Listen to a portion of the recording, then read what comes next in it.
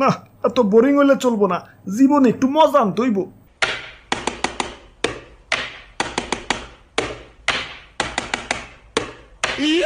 আব্বে হালাই ইনি কি লোডশেডিং দিতেছো নাকি কনসার্টের ডিজে বাজাইতেছো? কানসার নিচে সুপার দেখাইত করে হালাম।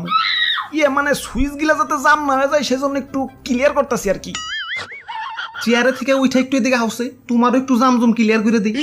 না না এখন ব্যস্ত আছি, কোন অভিযোগ থাকলে ওই যে অভিযোগ বক্স কোন অভিযোগ করে বাড়ি যে ঘুমাও গা।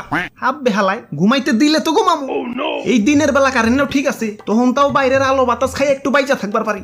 মাগার রাইতের বেলা হালাই যখনই একটু ঘুম ঘুম বাবাইবো ওমতেই পুচুত করে কারেন্ট লয়ে যাবো গা। কারেন্ট তো যাই লগে আমার ঘুমও রাখ করে বাপের বাড়ি জায়গা।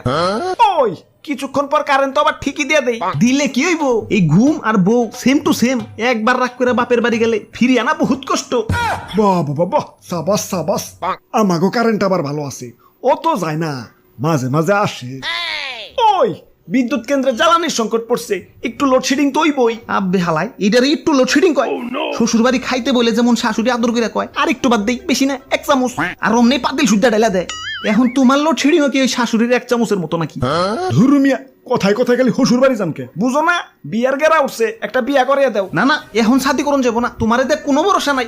তুমি যে আমার বাসুর রাইতে লোডশেডিং দিবা না তার কি গ্যারান্টি আছে? ওরে বাপুরে, একদিকে ভালোই হয়েছে, আমাকে গোসল করতে আর আলাদা পানির দরকার হয় না।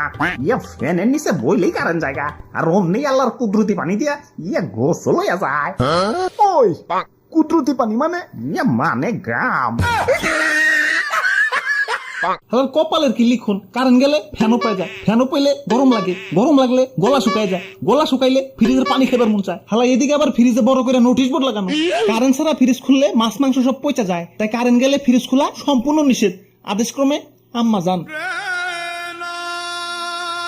ও হ্যাঁ, তোমাকে কথার তালে তো বুঝলাই গেছি, আমার আবার অমুক এলাকায় লোডশেডিং দিতে হইব। বিসমিল্লাহ।